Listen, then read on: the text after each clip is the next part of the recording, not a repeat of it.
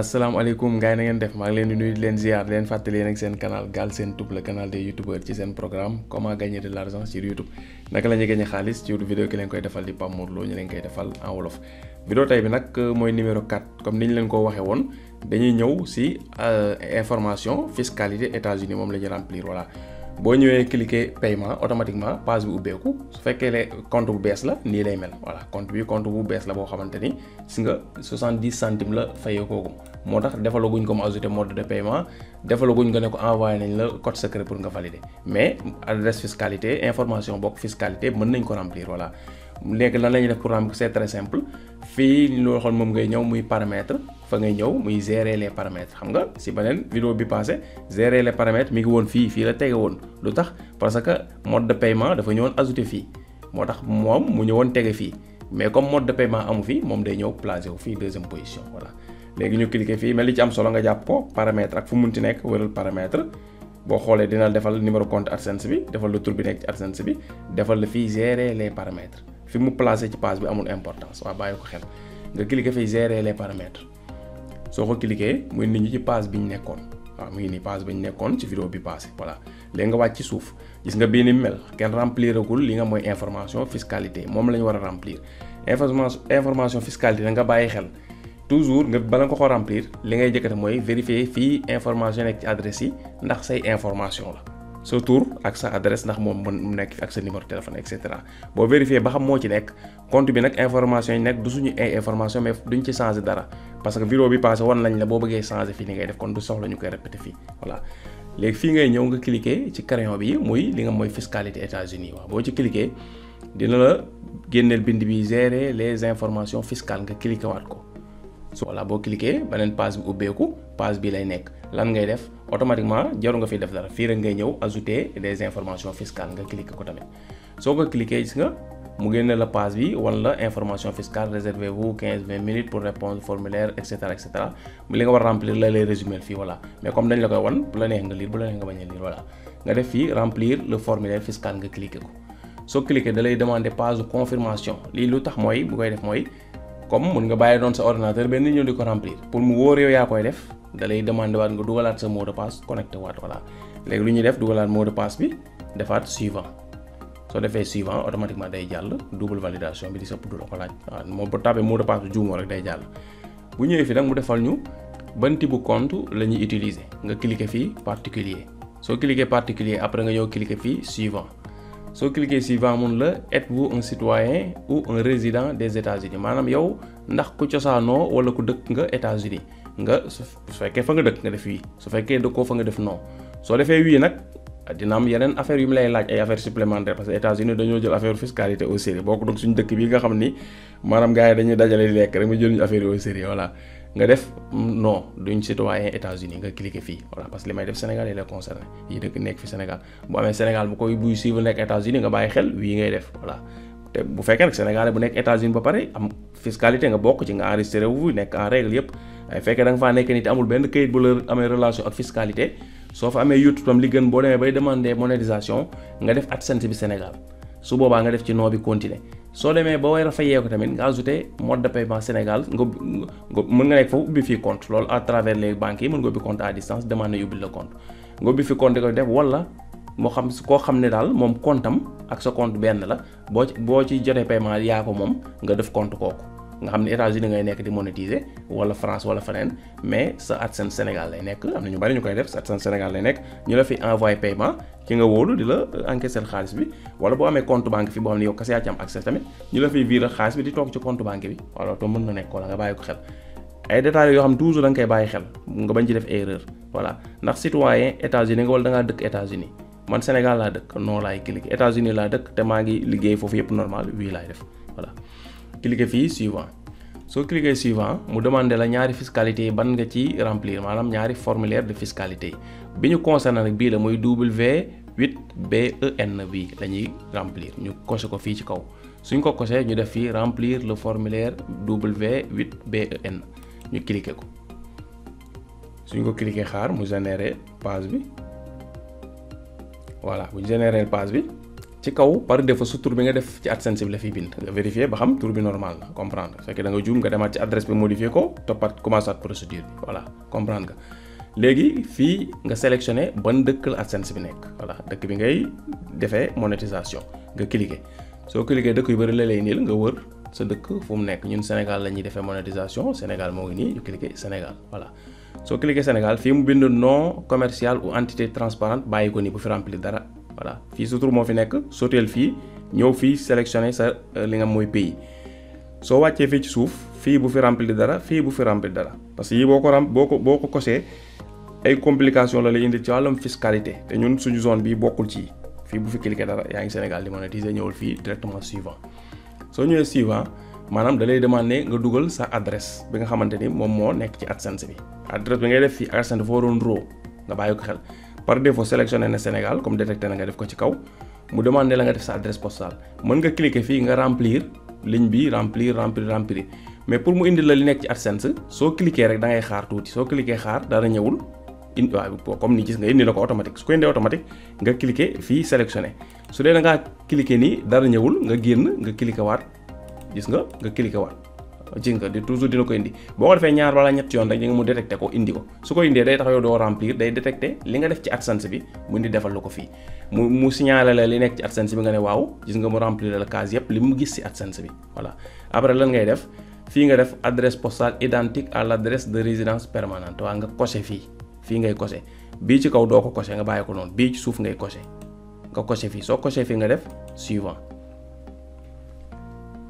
nga xaar mu générer page bi su générer page bi lañ defal fi mu defal ñu convention fiscale prétendez-vous à un taux de retenue réduit dans le cadre d'une convention fiscale maanaam ndax yow dëkk bi nga nekk ak États-Unis dañoo am daal ay signature ak ay convention yu ñu def seen diggante ba nga xamante ni yow bokk nga ci nga xam ne mën nañ leen a wàññil fiscalité lan la ñuy def non Sénégal si ñëwul loolu ak États-Unis noonu la ñuy def daal di def suivant voilà boo defee oui dafa am ay documents supplémentaires yu mu lay laaj nga bàyyi ko xel voilà te documents yooyu il faut mu nekk fa nga nekk da nga fay fiscalité pour mën ko am voilà léegi page bi généré wu na lu mu ñu def général nañu formulaire fiscalité bi léegi lu ñu def fii je confirme avoir lu les documents fiscaux généraux et déclare qu'ils sont à ma connaissance correcte et complète maanaam nga ne maanaam d'accord naa daal wane ni lire naa document bi concerne fiscalité yi te nangu nga ni maanaam xam nga li ci nekk te li ci nekk jum na amul benn erreur voilà nga coché fii soo coché fii signature la d'accord nga ci li nekk ci kayit gi yëpp nga bàyyi ko xel donte nag dañuy d'accord te duñ lire rek voilà mais d'accord nga léegi nag bala ngay romb page bi bu la neexee mën nga cliquer fii télécharger li nga mooy formulaire soo ko cliquer automatiquement day ubbeeku ci beneen page bu la neexee nga télécharger ko boo ko ubbeeku ci beneen page nga ñëw fii cliquer fii soo cliquer fii gis nga mu demander la fan nga koy garder ñu yóbbu ko téléchargement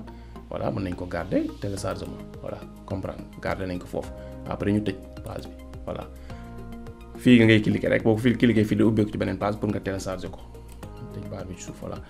comprendre nga fii coché nañ ko bu ñu ko coché lu ñuy def suivant suñ defee suivant mu defal ñu fii déclaration bi voilà certificat déclaration bi ñu wàcc ci suuf bu ñu wàccee ci suuf mu ne ñu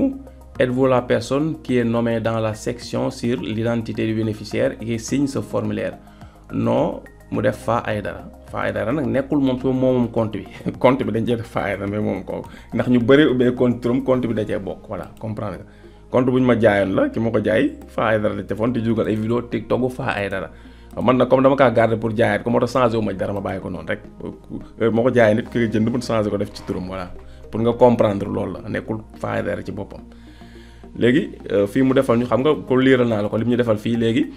lan la ñuy def oui je suis la personne nommée dans la section sur l'identité du bénéficiaire et je signe ce formulaire maanaam tur yi ma def si formalité bi man la nga cliquer fii wane ni man mi sama bopp maa moom compte may remplir sama ay information coché fii mu nekk nii comprendre ko boo coché fii nag sa tur après ngay tàppe fii léegi am na fii affaire bu am solo muy lan muy su fekkee nag yow compte bi dañ laa ko jox de la ko remplir loo comprendre nga bu la neexee mën nga coché fii bàyyi noonu après su la demandé ay document waa ji da nga koy laaj mu envoyé la carte d'identité pour nga valider ko comprendre nga su fekkee da ngaa def maanaam du yow nag automatiquement dina la laaj après ay information wu waa ji comme boo defee fii du man mun la nga certifié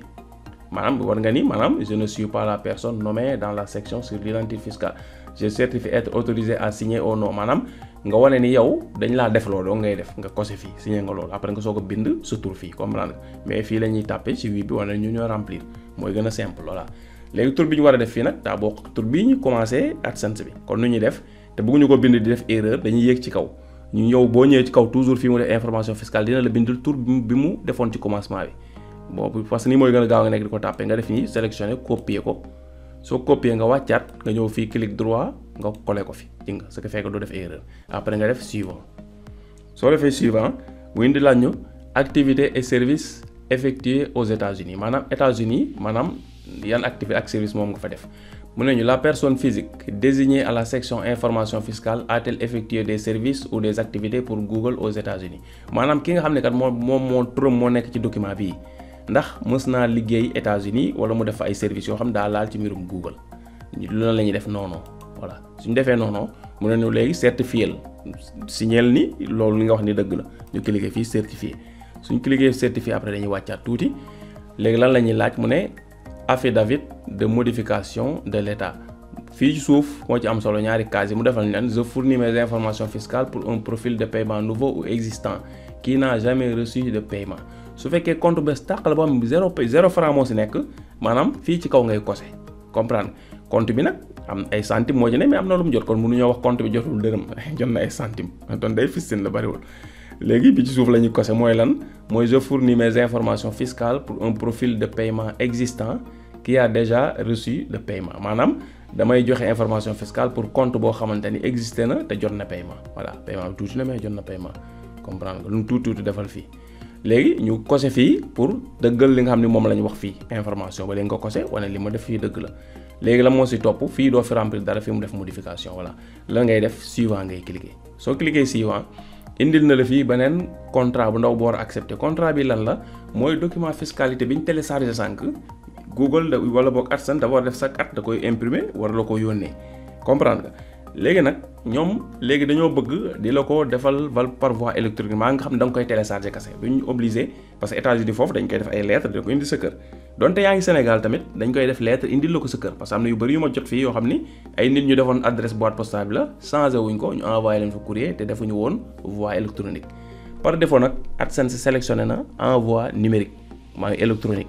nga xam ne yow yaay ñëw di ko télécharger mais kenn dootu la envoyé lettre bi di ko jaare la poste comprendre nga léegi li ngay def rek mooy da ngay ñëw fii nga ne accepté nga ci loolu su doon nag yow bëggoo loolu da ngaa bëgg ñu defar lettre di la ko ne poste muy ñëw lu compliqué loolu nga bëgg da ngay ñëw nga def fii maanaam envoi postal comprendre nga soo defee envoi postal nga def envoyé mais nag dama lay demander fii ko AdSense def nii nga bàyyi ko fii envoi numérique soo paree la ngay def nga ne contrat envoi numérique bi accepté nga ko mu ngi nii j'accepte l'accord sur l'envoi numérique après nga def envoyé soo defee envoyé gis nga xaar page bi chargé su amee dara lu muy complémentaire lu mu la bëgg a laaj dina la ko laaj li sëpp des fois bu nekk carte d'identité voilà léegi-léegi tam mu bañ la ko laaj voilà ñu xaar boo xam dinañu ko laaj voilà su gisee ni lépp dafa conforme li cëpp nii lay demee doo la laaj dara voilà su dee nag information yi nga def ci fiscalité bi ñuy remplir dafa am lu ñu dugal li tax lépp ngay sélectionner pour mu détecter adresse yëpp automatique comme ni ma fi ma leen woon foofu ci adresse yi nga cliquer su détecté wul nga génn cliquer waat su détecté wul nga génn cliquer waat ba mu détecté ko nga cliquer valider da lay dugalal information yi nekk ci AdSense bi mu nuroo ak fiscalité bi comprendre nga soo ñëwee ba ci suuf tamit fi nga war remplir tur bi di tax ma dem copier tur bi ci kaw dem ci tur bi fii fa ay dara bi copier ko bañ ko tàppe pour mu noon nga koy tàppe nga juum par exemple sauté i bi wala dara du nuroo te bu détecté dara ci information yi nga remplir fii ak yi nekk ci AdSense loo am nuroowul da lay demander information supplémentaire ne la envoyé ñu sa carte d'identité wala permis wala passeport nga foto ko envoyé ni pour ñu vérifier ndax yow mii yaa moom affaire bi comprendre nga waaw bu yëpp nag identifié li sëpp du la laajaat dara da koy def ni approuvé automatiquement approuvé nañ ko ci nga date d'envoi le 11 mai 2022 voilà jeex na jeex na def nañ ko normal gis nga defal nañu fii taux de retenue par défaut pour cinéma et télévision 30%, taux de retenue par défaut pour autres droits d'auteur 30%, taux de retenue par défaut pour service 30%. lii tam dinañ fi def tuuti leeral loolu mooy lan fiscalité yi ñu remplir dafa am njariñ trop lan la ñuy jëriñ léegi exemple bu ñuy jël c'est très simple damay jël par exemple su ma yoree benn chaîne YouTube boo xamante ni maanaam am na audience bu koy suivre Sénégal am audience bu koy suivre France am audience bu koy suivre États-Unis ba pare information fiscale yi rempliruma ko lan mooy xew chaque weer bu ñu may fay AdSense day dagg 30% ci montant bi ma gagné par exemple su ma gagné woon 100 euros AdSense day dagg 30 euros yi versé ma 70 euros yi lu tax parce que rempliruma information fiscale yi lépp li ma gagné ak fu ma ko mënti gagné ci àdduna bi dëkk bu ñu ma mën seetaan ne ma gagné fa yoonam dafay jël montant total dagg ci 30%. léegi su fekkee nag remplir naa nii information fiscale yi lu mu may jëriñ mooy maanaam ñi ma seetaan Sénégal li ma fa gagné kenn du ma si dagg dara ñi ma seetaan Europe yëpp kenn du ma si dagg dara ñi ma seetaan Asie yëpp kenn du ma si dagg dara ñi nga xam ne nag kese nekk nañ États-Unis seetaan sama chaîne ñoom li ñu fa seetaan ay publicité américain daw foofu ci vidéo yooyu ñoom ñu doon seetaan montant yooyu ma fa gagné kese ci États-Unis la ñuy jël dagg ci 30%. exemple mi ngi mel ni ba léegi ñu jël 100 euros bi gagné naa ci weer bi 100 euros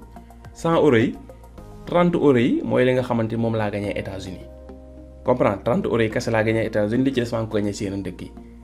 xam nga nan lañ may daggee 30 euros yooyu kese ma gagné États-Unis moom la ñuy jël ñu dagg ma ci maanaam 30%.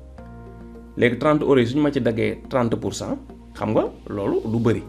à peu près day nekk ay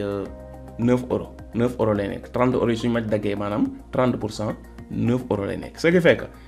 100 euros yi ma gagné woon au lieu ñu ma ciy dagg 30 euros 9 euros lañ ma ciy dagg su fekkee remplir naa information yi su ma remplirul information yi 30 euros lañ may dagg parce que dama négliger information yi su ma ko rempliree 9 euros rek lañ may dagg su fekkee nag maanaam rempliruma information yi. waane aw ma benn vidéo bu ñu seetaanee États-Unis sama vidéo yëpp ñu ngi ko seetaanee Sénégal seen yoon rempliruma dañ may dagg d'office 30%. su fekkee nag remplir naa ko ba léegi sama vidéo yëpp ñu seetaanee ko Sénégal ma gagné maanaam duñ ma dagg dara parce que lu tax parce que remplir naa information fiscale yi te États-Unis aw ma fa benn vue kon dërëm duñ ma ko dagg dañ may fay sama xaalis totalité bi. ñi nga xam nag chaque fin du mois dañuy gis kenn du leen dagg dara ak ñi gis ñu dagg leen noonu la demee suñ la daggee rek am nga say vidéo yu ci seetaan États-Unis nga gagné fa xaalis. ñu daggale ci léegi-léegi gis ko am day kaas dañ ma dagg daa bëri lu muy tekki suñ la daggee lu bëri rek dagg boobu ñu la dagg apporteel na la lu bëri ci sa monétisation parce que sa vidéo yi ñuy seetaanee ko États-Unis wala Europe vidéo yooyu mooy ëpp liñ ciy gagné que sa vidéo yi ñu seetaanee Sénégal bàyyi ko xel bu baax plus ñu dagg la plus dangaa gagné loolu rek lay tekki voilà parce que fii ak yaa ngi am ñu bëri ñu lay seetaan États-Unis sa monétisation day gën a baax voilà semaine bi passée gis naa ñaari chaîne benn chaîne bi audience Sénégal la am vidéo yi muy def 100% Sénégal la moom c'est sûr que waa Sénégal ñoo koy seetaan am na 1 million de vues 300 000 francs la gagné ma gis à côté beneen chaîne bi maanaam ñu koy seetaan ñëpp France lañ nekk audience français la am chaîne bi am na 1 million de vues gagné na 1200 euros xam nga 1200 euros ak 300 000 francs xam nga ni wuute na. voilà gis nga différence bi waaw loolu nga bàyyi ko xel plus ñu lay seetaan extérieur plus ngay gagné lu gën a bëri parce que foofu niveau de vie moo gën a élevé publicité yi foofu la gën a serré li ñuy fay kon yow boobu bu ñu fa seetaanee sa vidéo publicité génn ci foofu ngay ëpp looy gagné voilà kon vidéo bi waaw fii lañ koy yemale information fiscale yi la woon wan nañ leen nuñ koy remplir détaillé leen na li ci nekk waaw j'espère que jël nañ suñ temps pour expliquer le maximum pour mu leer vidéo yi ñuy def nag chaque jour ma koy wax li ci gën a bëri li ciy jar a jàpp mooy bu ñu arrêté di expliquer ñu bëri nag boo arrêté expliquer tem ñu avancé defe ne fi ngay kacc mooy affaire déedéet kacc bi explication yi moo ko war a jël parce que explication yi mooy tax nga xam lan ngay kacc kon ñu jox leen rendez-vous ba vidéo bii di ñëw incha allah rabbi ñu wan la nan ngay ajouter mode de paiement jërëjëf.